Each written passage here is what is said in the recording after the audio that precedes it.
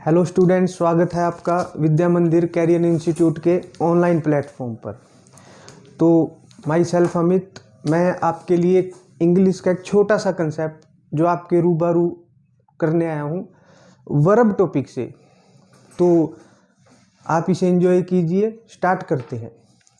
Verb क्या है?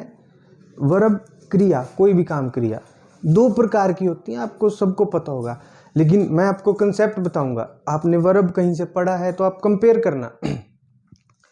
तो वर्ब दो प्रकार के होते हैं, फाइनाइट और इनफाइनाइट। फाइनाइट और इनफाइनाइट।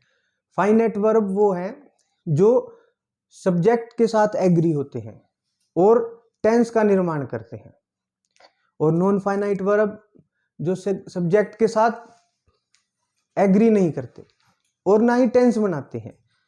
तो अभी एग्जाम्पल से बताते हैं आपको इस बात का महत्व। जैसे वही मैंने एक बात लिखी कि she loves dancing. She loves dancing, कि वो डांस को पसंद करती है। अभी देखो, ऐसे तो वर्ब में 2+V1 ये भी वर्ब है भाई, जीनेट भी, लेकिन आपको बेसिकली कंसेप्ट बताना है। देखो भाई, जैसे सी लव्स डांसिंग। अब ये देखो लव्स, ये यहाँ पे वर्ब है भाई। ये लव्स किसके हिसाब से आई है भाई? इस सी के हिसाब से। जैसे मैं यहाँ लिखता आई, अब ये लव्स नहीं लव हो जाता, क्योंकि ये प्लूरल है भाई। अब ये लव हो जाता है, आई लव डांसिंग। तो आपने देखा भाई, लव्स की पोजीशन चेंज होती है, कभी एस तो कभी ई एस, कभी एस तो कभी बिना एस के। इसका मतलब इसको सब्जेक्ट चाहिए भाई। ये कौन सी वर्ब है? फाइनाइट। लव को ऐसे ही लिखोगे आप, इसका कोई मतलब नहीं। इसका मतलब लव कौन सी वर्ब है भाई? फाइनाइट। इसको सब्जेक्ट चाहिए ही चाहिए भाई। ये बिना सब्जेक्ट के एग्री नहीं करेगी। इसके साथ है भाई डांसिंग।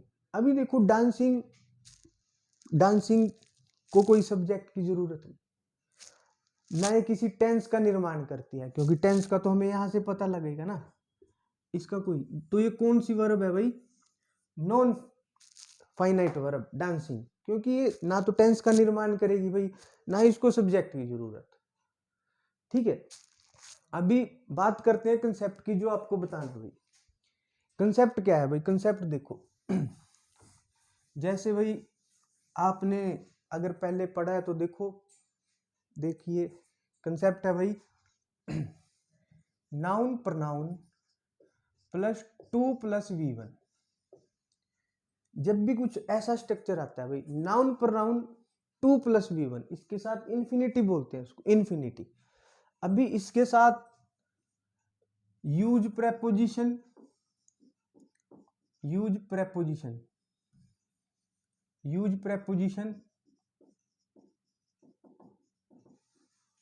और नो प्रेपोजिशन। या तो नाउन प्रनाउन 2+V1, या तो प्रेपोजिशन यूज करेंगे या नहीं यूज करेंगे। अभी पता कैसे चलेगा, आपको एग्जांपल बताते हैं। जैसे I have something to eat.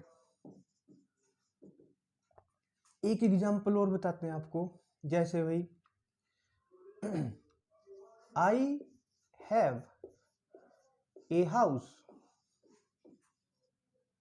To live. I have a house to live. I have a house to live.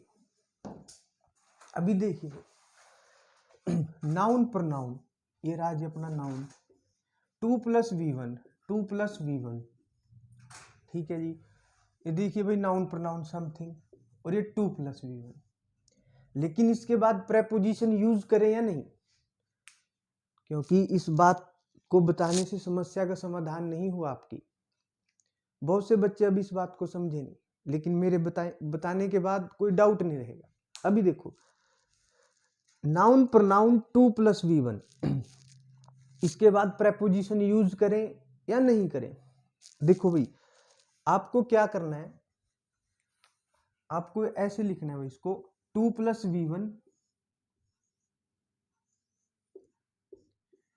Plus noun pronoun. Check करना है भाई, आपको चेक करना है बेसिकली 2 + v1 नाउन प्रनाउन। अगर ये मीनिंगलेस होता है, अगर ये मीनिंगफुल होता है भाई, मीनिंगफुल, तो नो प्रेपोजिशन, कोई प्रेपोजिशन यूज नहीं करनी है आपको। अगर 2 + v1 प्लस नाउन, अगर ये मीनिंगफुल होता है तो आपको कोई प्रेपोजिशन यूज नहीं करनी। अगर ये मीनिंगलेस हो जाता है भाई, यही स्ट्रक्चर 2 + v1 नाउन प्रनाउन, अगर ये मीनिंगलेस हो जाता है भाई, मीनिंगलेस, मीनिंगलेस, अगर 2 + v1 नाउन प्रनाउन, अगर ये मीनिंगफुल होता है तो कोई प्रेपोजिशन नहीं। अगर ये मीनिंगलेस हो जाता है तो प्रेपोजिशन यूज करेंगे। कैसे भाई, देखो, जैसे बात लिखी I have a house to live, अभी प्रेपोजिशन यहां आएगी या नहीं, आएगी या नहीं, ये चेक करना है भाई आपको कि प्रेपोजिशन आएगी या नहीं आएगी प्रेपोजिशन। तो आपको चेक करना पड़ेगा 2 + v1 नाउन प्रनाउन। अच्छा, नाउन प्रनाउन यहाँ क्या है भाई, हाउस। तो चेक करते हैं, 2 + v1 क्या है भाई, to live. To live house meaningful या मीनिंगलेस, मीनिंगलेस। आप खुद बोलो, देखो, टू लीव हाउस घर रहो, नहीं, ऐसा नहीं। तो इसके साथ प्रेपोजिशन की हमें क्या पड़ेगी भाई, जरूरत पड़ेगी। तो यहाँ क्या लिखना पड़ेगा भाई, इन। और ये सही आंसर है इसका। अगर ये मीनिंगफुल होता है तो नहीं, कोई प्रेपोजिशन यूज करेंगे हम। अगर ये मीनिंगलेस होता है तो हम प्रेपोजिशन यूज करेंगे। जैसे ये है भाई, इसको देखते हैं, to eat something, to eat something बिल्कुल मीनिंगफुल है, इसके साथ कोई प्रेपोजिशन यूज नहीं होगी। ठीक है भाई, एक दो एग्जाम्पल और बताते हैं आपको। जैसे इसको साफ कर देते हैं, लिख लेना भाई।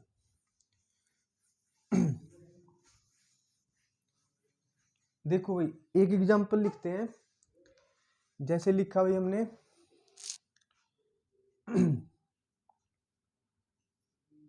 Please give me a chair to sit, please give me a chair to seat.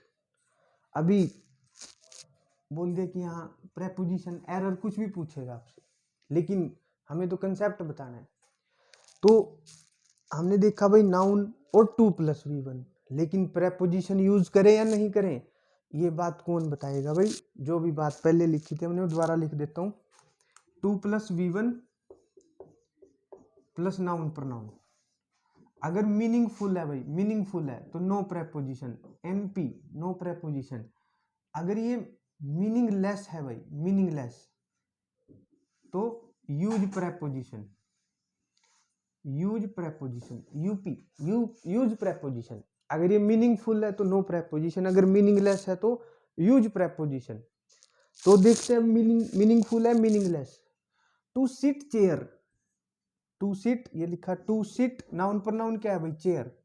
To sit chair बिल्कुल मीनिंगलेस है भाई, मीनिंगलेस। टू सिट चेयर नहीं, इसके साथ कुछ ना कुछ प्रेपोजिशन देनी पड़ेगी, क्योंकि ये मीनिंगलेस है भाई। तो क्या आएगा भाई यहाँ, only, chair to sit on. ठीक है, एक लास्ट एग्जांपल और देते हैं आपको।